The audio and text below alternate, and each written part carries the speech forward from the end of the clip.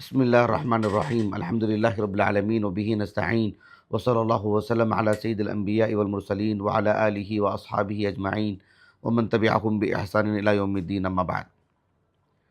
اللہ رب العالمین کا ہم سب پر خصوصی فضل و کرم ہے، اللہ تعالیٰ کی خصوصی عنایت ہے کہ اللہ رب العالمین نے ہمیں دین اسلام عطا فرمایا اور اسے قبول کرنے کی توفیق عطا فرمائی، اور اللہ نے اتنا شعور عطا فرمایا کہ اللہ رب العالمین نے حق اور باطل کو، حلال حرام کو سمجھنے کی توفیق دی، صلاحیت دی، اللہ اسے اس پر چلنے کی توفیق عطا فرمائے۔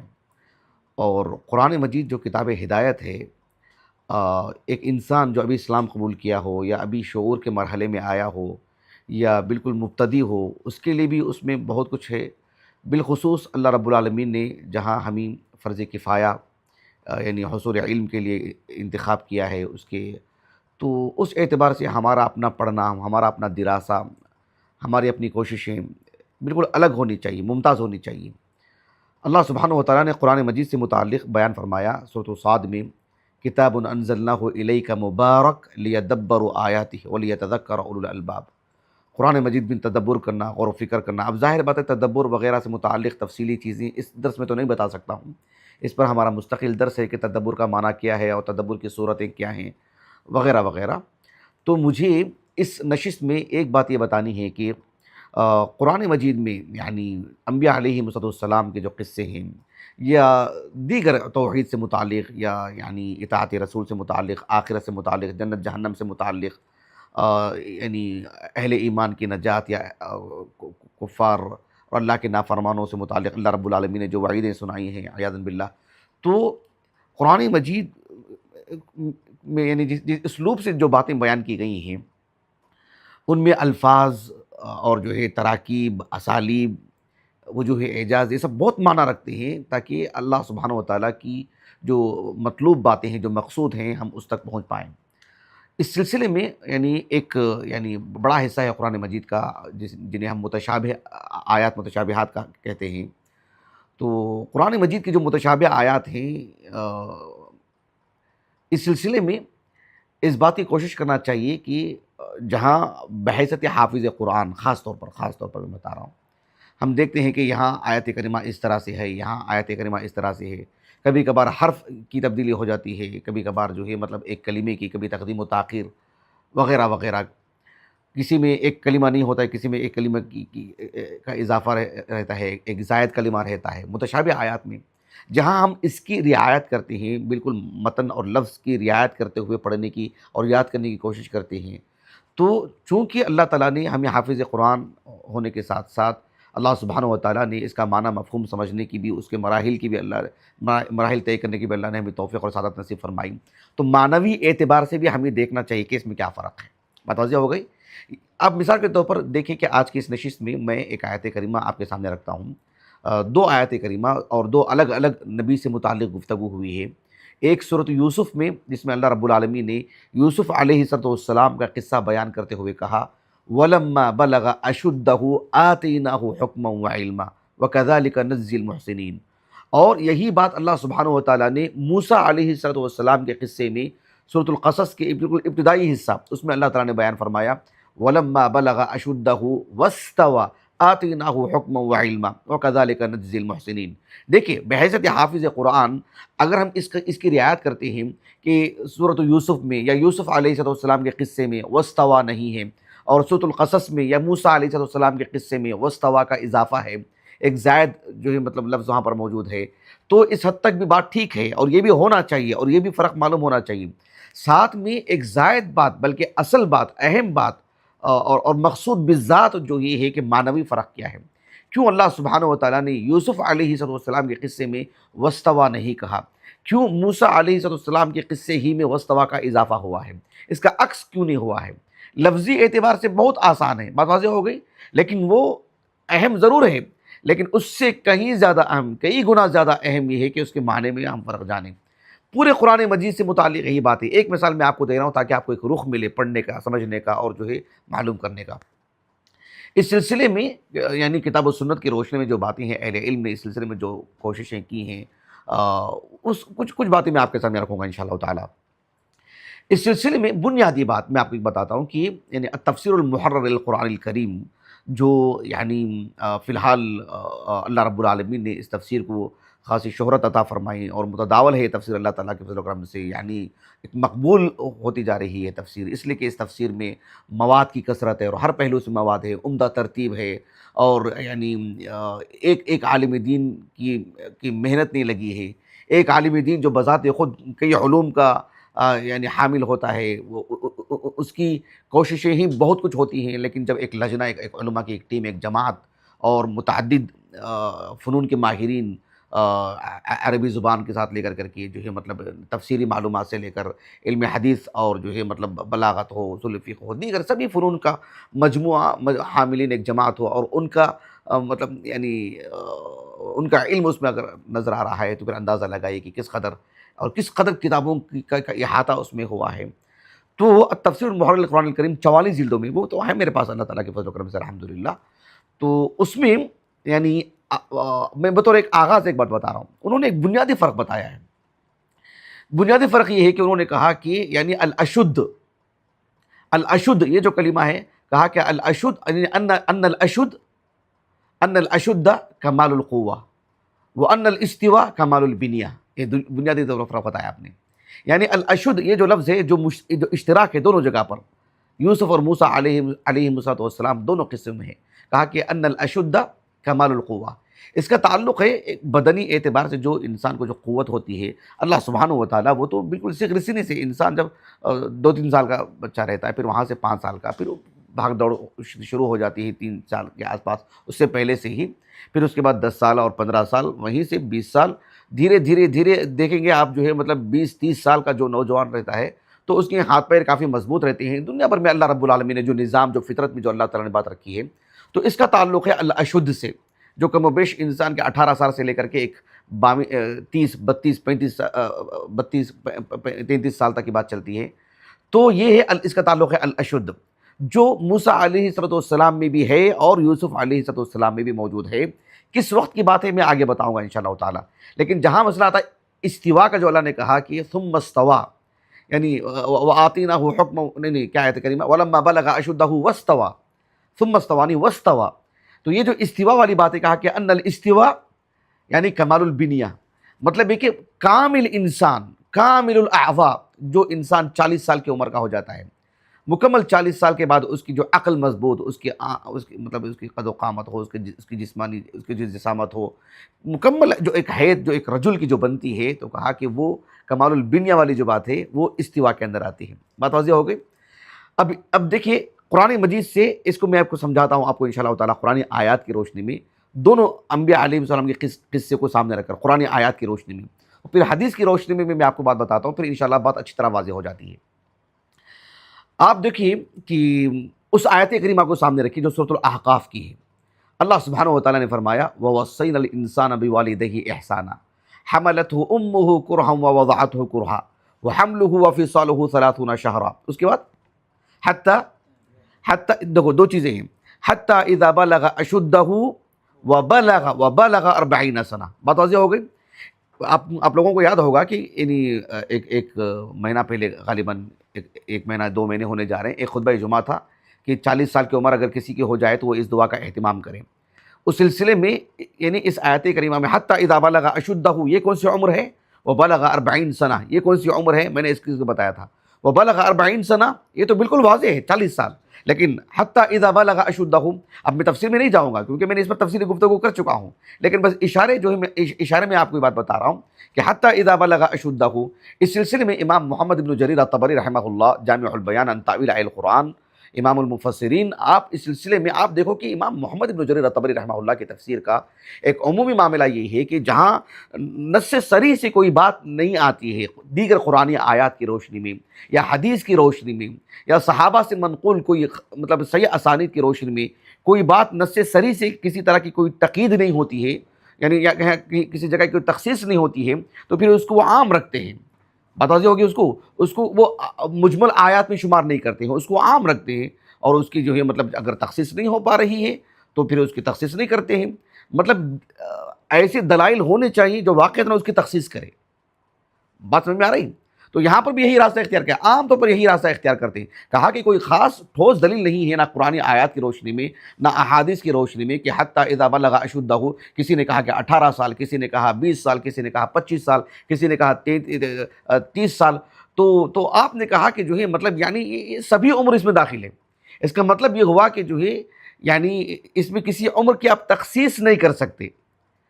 اس کا فائدہ آپ کو وہاں ہوگا جب میں آپ کو یوسف علیہ السلام پر وحی کب نازل ہوئی، جب اس پر گفتگو کروں گا نا، وہاں آپ کی بات واضح ہوگی۔ لیکن یہ دونوں ایک ہی عمر نہیں ہے، 40 سال ہی پر گفتگو نہیں ہو رہی ہے۔ حتیٰ وبلغ 40 سنہ، یہ تو 40 سال، لیکن حتیٰ اذا بلغ اشدہ، اس سلسلے میں یعنی ابن عاشور، علامہ ابن عاشور رحمہ اللہ التحریر و تنویر میں کہا کہ ایک تو یہ جو حرف الواو ہے نا، یہ تو مغایرت کے لیے، یہ اس بات کی دلیل ہے کہ یہ دو الگ الگ عمریں ہیں۔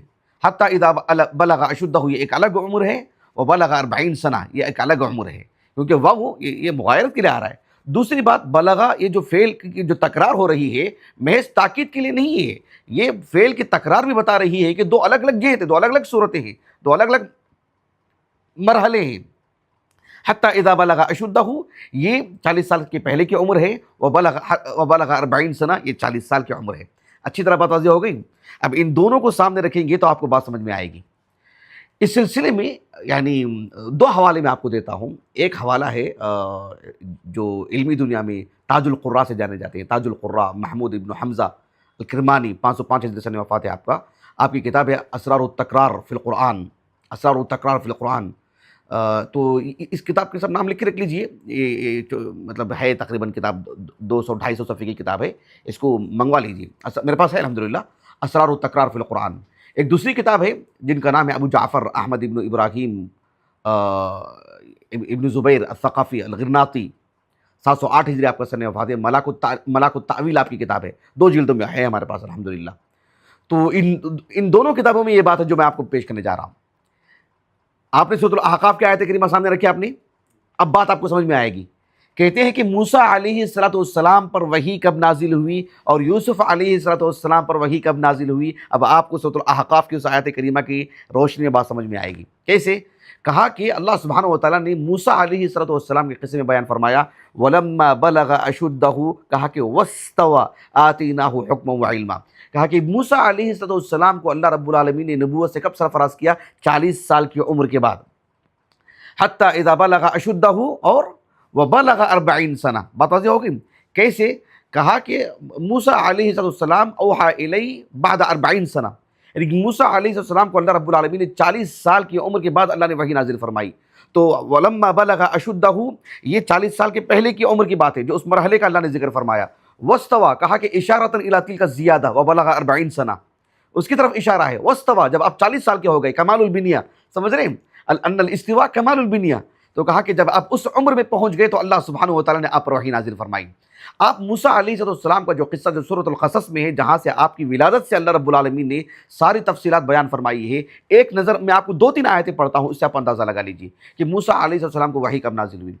اللہ تعالیٰ نے اس آیت کریمہ کے بعد بیان فرمایا کہ وَلَمَّا بَلَغَ أَشُدَّهُ وَاسْتَوَى، دیکھ رہے ہیں آپ سورۃ القصص میں، آتَيْنَاهُ حُكْمًا وَعِلْمًا وَكَذَلِكَ نَجْزِي الْمُحْسِنِينَ۔ اس کے بعد دیکھو آپ، وَدَخَلَ الْمَدِينَةَ عَلَى حِينِ غَفْلَةٍ مِّنْ أَهْلِهَا فوجد فيها رجلين يقتتلان هذا من شيعته وهذا من عدوه فاستغاثه الذي من شيعته على الذي من عدوه فوكزه موسى فقضى عليه۔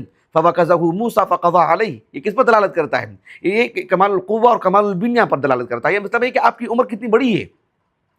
فوكزه موسى فقضى عليه قال هذا من عمل الشيطان انه عدو مضل مبين۔ اب دیکھو یہ ایک آیت کریمہ ہو گئی۔ اب اس کے بعد چند آیتوں کے بعد دیکھو، جب موسیٰ علیہ السلام کو آگاہ کیا گیا اور آپ وہاں سے نکلے، فخرج منها خائفا يترقب، فخرج منها خائفا يترقب قال رب نجني من القوم الظالمين۔ دیکھو ابھی میں نے تمہید میں کیا کہا تھا؟ میں نے تمہیدی باتیں میں نے کہا تھا کہ قرآن مجید کا جو اسلوب ہے، اس کے جو مفردات ہیں، تراکیب ہیں، اسالیب ہیں، اور لفظ کا انتخاب ہے، مطلب ہر چیز پہ غور کرنا چاہیے۔ فخرج منها، موسیٰ علیہ السلام جب وہاں سے نکلے تو حالت کیا تھی آپ کی؟ آپ کی جو حالت بتائی گئی ہے، کہا کہ 2 چیزیں بیان کی گئی ہیں، ایک خائفن، ایک یترقب۔ دیکھ رہے ہیں؟ ذرا دھیان دیجیے، خائفن کیا ہے؟ اسم، یترقب کیا ہے؟ فعل، یعنی خائفن مترقبا نہیں کہا گیا، یا یخاف یترقب نہیں کہا گیا، ایک اسم ایک فعل، خوف کے لیے اسم اور جو ہے ترقب کے لیے جو ہے فعل. اس میں کیا ہے؟ ظاہر بات ہے اس نشست میں میں بتا نہیں پاؤں گا آپ کو، لیکن دھیان میں رکھیے گا کتنی گہری بات کہی جا رہی ہے. فخرج منها خائفا يترقب قال ربي نجني من القوم الظالمين. نکلے آپ وہاں سے. ولما توجہ تلقاء مدین قال عسى ربي ان يهديني سواء السبيل. آپ مدین کی طرف نکل گئے. مدین میں ایک لمبی مدت نکالے آپ، وہاں سے آپ کا زواج کا معاملہ ہوا، 10 سال تو وہیں پر نکالے اور بھی زیادہ مدت رہی ہوگی. جب وہاں سے آپ نکلے تو اللہ رب العالمین نے کیا فرمایا؟ آپ دیکھیں چند آیتوں کے بعد، فلما اتاها نودي من شاطئ الوادي الايمن في البقعه المباركه من الشجره اي يا موسى اني انا الله رب العالمین. دیکھ رہے ہیں آپ اس بات کو؟ دھیان دے رہے ہیں؟ اس کا مطلب یہ ہے کہ یعنی جو فلما اتاها نودي من شاطئ الوادي الايمن في البقعه المباركه من الشجره اي يا موسى اني انا الله رب العالمین. مطلب یہ کہ آپ کا وحی کا جو معاملہ ہے کس قدر عمر ڈھلنے کے بعد دیکھ رہے ہیں آپ، 40 سال کے بعد. اسی لیے اللہ رب العالمین نے کہا کہ وَلَمَّا بَلَغَ أَشُدَّهُ وَاسْتَوَىٰ. یہ سارے مراحل بتا رہی ہیں کہ وَاسْتَوَىٰ کا جو معاملہ ہے وہ جو ہے وَبَلَغَ 40 سنہ. اس کے بعد حَتَّىٰ إِذَا بَلَغَ أَشُدَّهُ، اس مرحلے میں نہیں بلکہ وَبَلَغَ 40 سنہ، اس مرحلے میں آپ کو نبوت سے سرفراز کیا گیا. اس لیے آپ کے قصے میں وَاسْتَوَىٰ کا اضافہ ہے.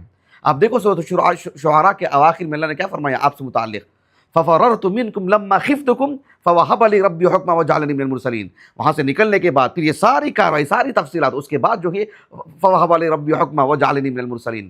میں سمجھتا ہوں بات بہت واضح ہے الحمدللہ کہ وَلَمَّا بَلَغَ أَشُدَّهُ وَاسْتَوَىٰ کا اضافہ آپ کے قصے میں کیوں ہے؟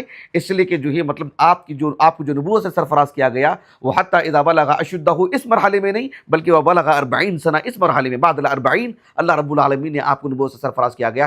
اسی لیے آپ کے قصے میں وَاسْتَوَىٰ کا اضافہ ہے. بات واضح ہے الحمدللہ.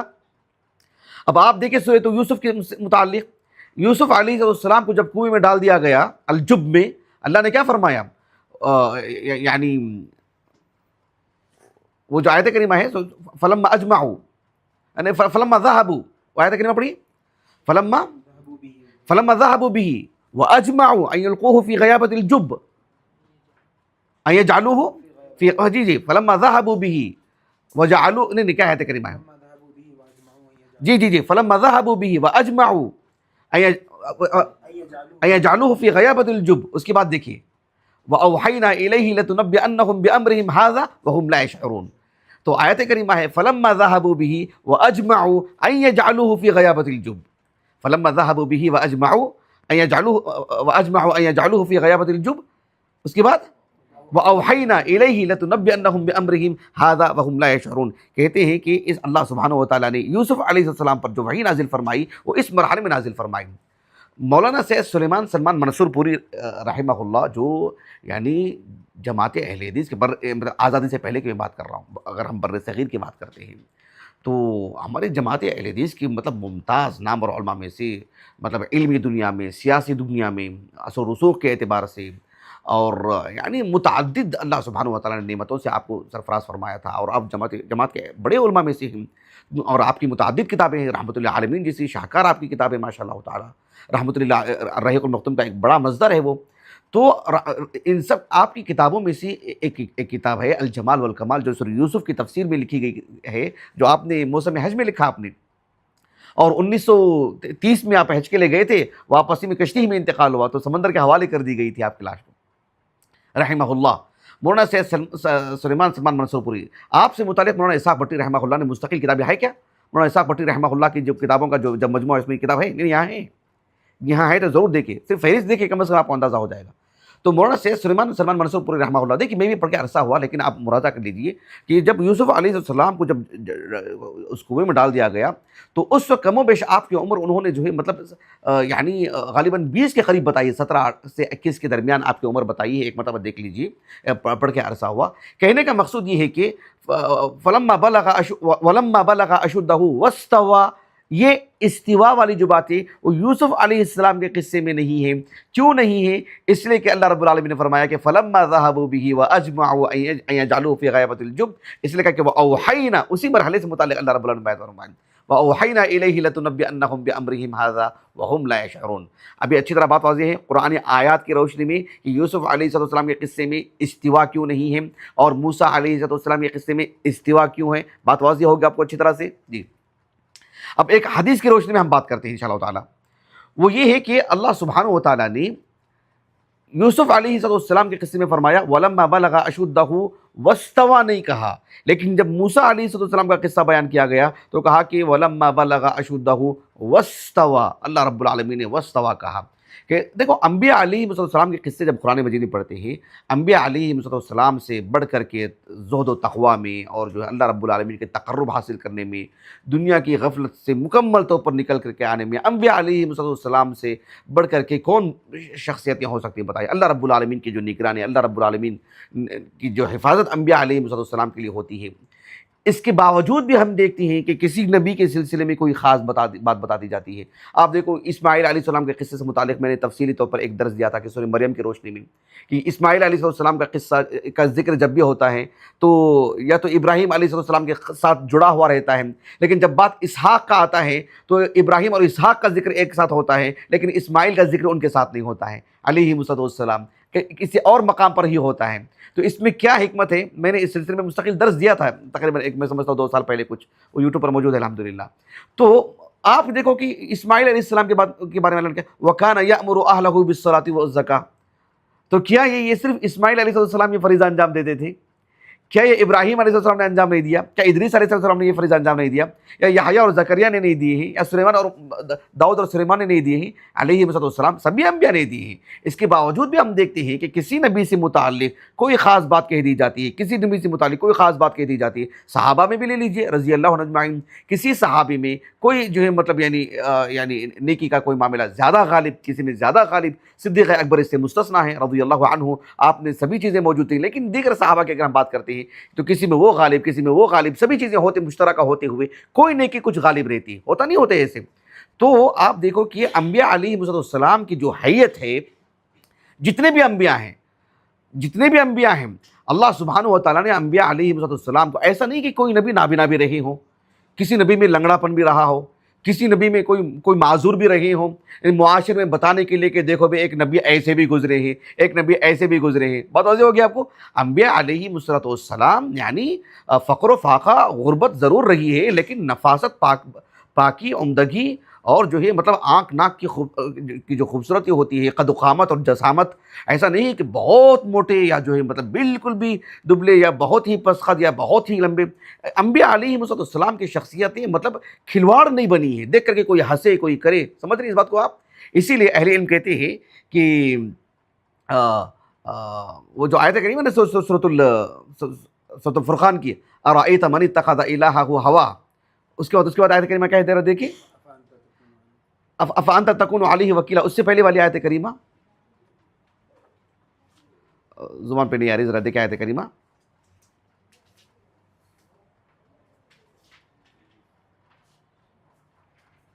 حضون والی جو بات ہے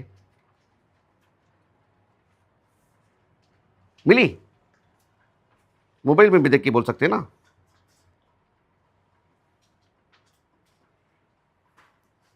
دیکھیں میں بتا رہا ہوں، دیکھیں یہ جو آیت کریمہ ہے اللہ رب العالمین نے فرمایا، نہیں میں بتا رہا ہوں، وَإِذَا رَأَوْكَ إِن يَتَّخِذُونَكَ إِلَّا هُزُوًا، وَإِذَا رَأَوْكَ يَتَّخِذُونَكَ إِلَّا هُزُوًا، دھیان دیجئے کتنی اہم بات ہے۔ یعنی جب رسول اللہ کو خصوصی طور پر یعنی ایک تو اللہ کے رسول صلی اللہ علیہ وسلم کی غیابت میں، رسول اللہ صلی اللہ علیہ وسلم کی غیابت میں یہ اپنی مجلسوں میں بھی رسول اللہ صلی اللہ علیہ وسلم کا تذکرہ کر کے مذاق اڑاتے تھے۔ بات واضح ہو رہی نہیں واضح ہو رہی؟ تو اللہ سبحانہ و تعالیٰ نے کہا کہ خصوصاً جب آپ کو دیکھتے تھے تو آپ کا مذاق اڑاتے تھے۔ وَإِذَا رَأَوْكَ إِن يَتَّخِذُونَكَ إِلَّا هُزُوًا، دھیان دیجئے اہل علم نے کتنی بڑی بات کہی۔ مفسرین کہتے ہیں کہ 2 وجہ سے مذاق اڑایا جا سکتا ہے۔ وَإِذَا رَأَوْكَ، جب کسی انسان کو دیکھے، وَإِذَا رَأَوْكَ إِن يَتَّخِذُونَكَ إِلَّا هُزُوًا، جب آپ کو دیکھتے ہیں تو مذاق اڑاتے ہیں۔ تو کیا مطلب مذاق اڑانے کا مطلب؟ دکھنے میں کیسے ہیں آپ؟ دکھنے میں آپ سے تو اچھے ہیں اور ہر پہلو سے اچھے ہیں، قد و قامت میں، جسامت میں، چہرے کے اعتبار سے کوئی عیب نہیں ہے، سر کے بال سے لے کر کے پیر کے ناخن تک ہر اعتبار سے جمال ہی جمال۔ تو پھر آپ کو دیکھ کر کے مذاق اڑانے کا کیا مطلب؟ یعنی معاشرے میں کوئی ہے جو آپ صلی اللہ علیہ وسلم کی طرح حسن رکھتا ہو؟ بات واضح ہوگی آپ کو؟ جب آپ کی طرح حسن رکھو گے نہیں تو پھر دیکھ کر مذاق اڑانے کا کیا بات؟ اس کا مطلب ہے کہ ظاہری شخصیت کو دیکھ کر کے آپ مذاق نہیں اڑا سکتے۔ اب نبی کا کردار دیکھ لیجئے، نبی کے کردار کا بھی آپ مذاق نہیں اڑا سکتے۔ نبی جو باتیں کہہ رہے ہیں وہ باتوں میں بھی اتنی سنجیدگی اور اتنا وقار اور جو مطلب اس قدر حقانیت اور صداقت ہے، اس کا بھی آپ مذاق نہیں اڑا سکتے۔ مطلب ہے کہ یہ کہہ کر کے بتایا جا رہا ہے کہ ہنسی تو آپ پر ہونی چاہیے، سمجھ رہے ہیں اس بات کو آپ؟ تو انبیاء جو ہوتے ہیں، آپ دیکھو کہ حافظ ابن القیم رحمہ اللہ نے ذات المعاد کے مقدمے کے بالکل اواخر میں جو بات لکھی ہے، خاص کر رسول اللہ کی اگر بات کرتے ہیں صلی اللہ علیہ وسلم، ہر باب میں ذوق سب سے اعلیٰ، سب سے نرالا، سب سے عمدہ، اللہ تعالیٰ نے آپ کو جو بنایا ہے وہ بالکل مطلب شخصی اعتبار سے، انسان کے اعتبار سے جو کسی طرح کا کوئی عیب ہوتا ہے نا، یہ انبیاء علیہ السلام اللہ رب العالمین نے نہیں رکھا ہے۔ بات واضح ہوگی آپ کو اچھی طرح سے؟ تو اس تناظر میں آپ دیکھیں کہ اللہ رب العالمین نے کچھ انبیاء علیہ السلام، جتنے بھی انبیاء ہیں وہ ہر پہلو سے جمال ہی جمال، ظاہر باطن ہر اعتبار سے، لیکن اس کے باوجود بھی کسی نبی میں کوئی خاص عنصر غالب۔ بات سمجھ میں آ گئی؟ تو اس اعتبار سے بھی خلقت کی اگر بات کرتے ہیں تو کہا کہ وَلَمَّا بَلَغَ أَشُدَّهُ، یہاں وَاسْتَوَىٰ نہیں کہا گیا۔ جب بات آئی موسیٰ کی علیہ السلام تو کہا کہ وَلَمَّا بَلَغَ أَشُدَّهُ وَاسْتَوَىٰ۔ تو ایک جیسے کہ میں نے کہا نا کہ یہ عیب نہیں ہے کہ وَاسْتَوَىٰ آپ کو کہہ کر کے کسی میں نہیں کہا تو وہ عیب ہے، جمال تو سب میں مشترکہ طور پر، لیکن کسی میں کوئی چیز غالب۔ بات سمجھ میں آ گئی آپ کو؟ تو اس تناظر میں آپ دیکھیے کہ ایک حدیث ہے جو متفق علیہ ہے، صحیح بخاری کی کتاب بدل خلق میں، دیگر مقامات پر بھی ہے، صحیح بخاری کی کتاب بدل خلق میں ہے اور دیگر مقامات پر بھی ہے، صحیح مسلم کی کتاب الایمان میں ہے، کتاب الایمان میں جو اسراء و معراج سے متعلق ہے، اس لیے کہ اس میں اس کا ذکر ہے۔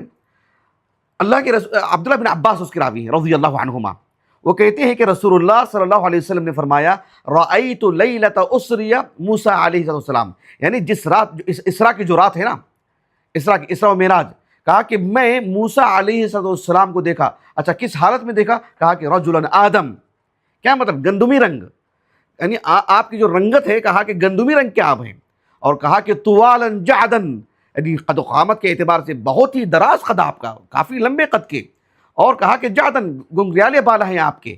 تو یہ جو موسیٰ علیہ السلام سے متعلق جو بات کہی، البتہ بطور تمثیل اللہ کے رسول نے کہا صلی اللہ علیہ وسلم کأنہ من رجال شنوء، یہ جو یمن ہے، یمن یعنی اگر ہم جزیرۃ العرب کی بات کرتے ہیں، اس کا جو جنوبی حصہ ہے یمن، یا آپ عمان کہہ لیجیے، حضرموت وغیرہ کا جو علاقہ ہے، تو وہاں ایک قبیلہ ہے ازد شنوء، خاص طور پر جو ہے مطلب فی الحال کی صورتحال کا مجھے علم نہیں ہے، لیکن جو ہے تاریخ میں جو باتیں ملتی ہیں، یعنی ازد شنوء، الازدی جو نسبت لگی ہوئی رہتی ہے، شنائی جو نسبت لگی ہوئی رہتی ہے۔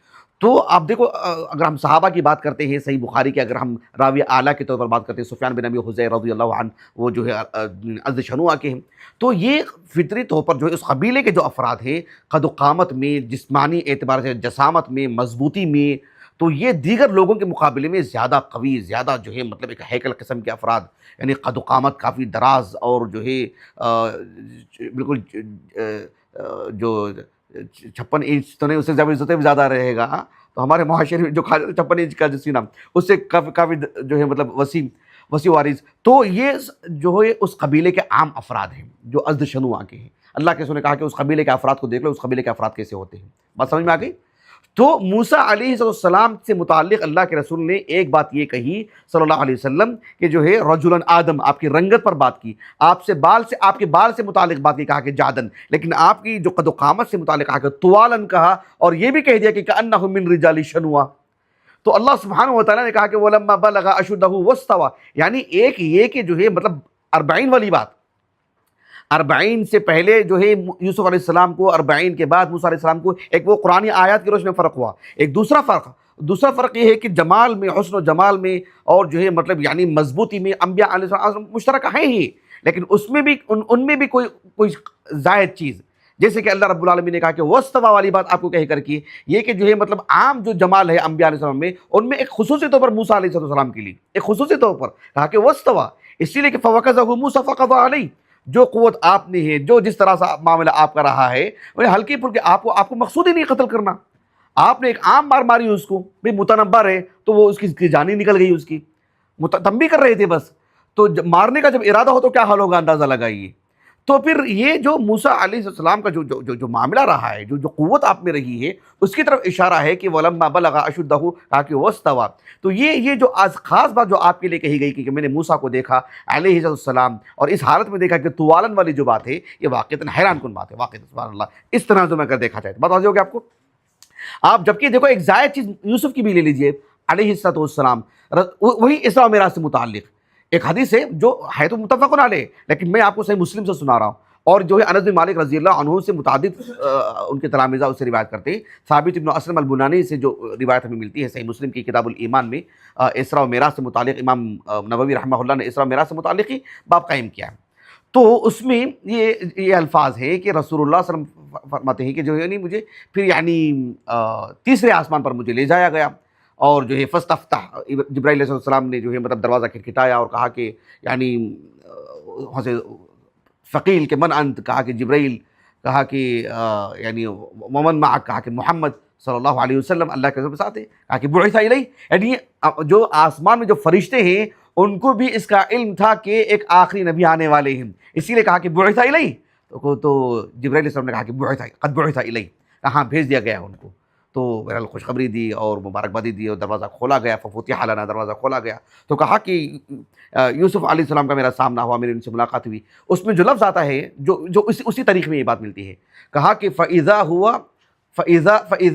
أُعْطِيَ شَطْرَ الْحُسْنِ، فَإِذَا هُوَ أُعْطِيَ شطر الحسن، یعنی حسن کا آدھا حصہ، یعنی اللہ رب العالمین نے جو جمال بنایا نا، اللہ نے جو جمال بنایا ہے، آدھا جمال پوری کائنات میں اللہ رب العالمین نے تقسیم کر دیا ہے، جو آج ایک سے ایک حسن کا مظاہرہ کرتے ہوئے دیکھتا ہے، اور ہر شخص اپنے آپ کو حسین معلوم کرتا ہے، اس کو اپنے آپ کو وہ حسین دکھتا ہے، وہ اس کے بچے اسے حسین دکھتے ہیں، اس کی بیوی اس کو حسین دکھتی ہے، اور ہر جو ہے شخص سمجھتا ہے کہ اللہ نے مجھے کیا حسن عطا کیا ہے۔ یہ آدھے جمال کی تقسیم ہے، آدھا جمال ایک فرد کو دیا گیا، اندازہ لگائیے، یوسف علیہ السلام کو نوازا گیا۔ اب سوال یہ پیدا ہوتا ہے کہ آدھا جب ساری کائنات میں تقسیم کر دیا گیا تو کیا اس میں خاتم النبیین بھی ہے صلی اللہ علیہ وسلم؟ اس سلسلے میں اہل علم نے گفتگو کی ہے، ہماری ایک تحریر ہے اس سلسلے میں، چاند کا ٹکڑا ایک ہماری تحریر ہے، اس میں اللہ کے رسول کے حسن سے متعلق بات ہے۔ تو اہل علم نے کہا کہ جو ایک حسن ایسا ہے جو آدھا پوری کائنات میں، آدھا یوسف علیہ السلام تقسیم کیا گیا، جو خاتم النبیین کا حسن ہے، وہ اس حسن میں ان کی شراکت ہے ہی نہیں، وہ ایک الگ ہی حسن ہے جو اللہ کے رسول کو دیا گیا۔ یہ جو ہے سب سے اچھی جو شرح اہل علم نے کی ہے، جو سب سے موضوع بات معلوم ہوتی ہے، واللہ اعلم، بتا ہوگی۔ تو یہ ایک زائد بات ہے، جو حسن کی بات یوسف کے لیے، اور استوا والی بات جو کمال البنیہ والی جو بات ہے وہ موسیٰ علیہ السلام کے لیے۔ اس تناظر میں اگر آپ دیکھیں تو اللہ سبحانہ وتعالیٰ نے فرمایا وَلَمَّا بَلَغَ أَشُدَّهُ آتَيْنَاهُ حُكْمًا وَعِلْمًا، یہ یوسف علیہ السلام کے لیے، وَلَمَّا بَلَغَ أَشُدَّهُ وَاسْتَوَىٰ، اللہ نے موسیٰ علیہ السلام کے لیے ایک بات کہی ہے۔ اگر آپ ساری تفصیلات کی روشنی میں دیکھیں تو آپ کو دو آیتوں کا جو فرق ہے، لفظی فرق، وہ بھی معلوم رہے گا، اور بحیثیت ایک طالب علم جو معنوی فرق ہے وہ بھی معلوم رہے گا۔ اور ایک طالب علم کے لیے جو شرعی علم، جو فرض کفایہ جس کے لیے ہم نے قدم رکھا ہے، اللہ کی توفیق، اس کے فضل و کرم سے، اللہ کا یہ احسان ہے، اللہ ثبات قدمی عطا فرمائے اور اللہ اس میں استمرار عطا فرمائے، اللہ غفلت سے بچائے۔ تو صرف لفظی فرق جو حفاظ عام طور پر رکھتے ہیں وہ لازم ہے، لیکن اس سے کہیں زیادہ ضروری معنوی فرق ہے، اس لیے کہ کتاب انزلناہ الیک مبارک لیدبروا آیاتہ، تو یہ بے حد ضروری ہے۔ میں سمجھتا ہوں بات واضح ہے، فرق واضح ہو آپ کو؟ بارک اللہ فیکم۔ میں اپنی بات کو ختم کرتا ہوں۔ اللہ سبحانہ و تعالیٰ سے دعا ہے کہ اللہ تعالیٰ ہمیں اللہ رب العالمین کے کلام کو ہر پہلو سے سمجھنے کی توفیق عطا فرمائے۔ سبحانک اللہم و بحمدک، اشہد ان لا الہ الا انت، استغفرک و اتوب الیک۔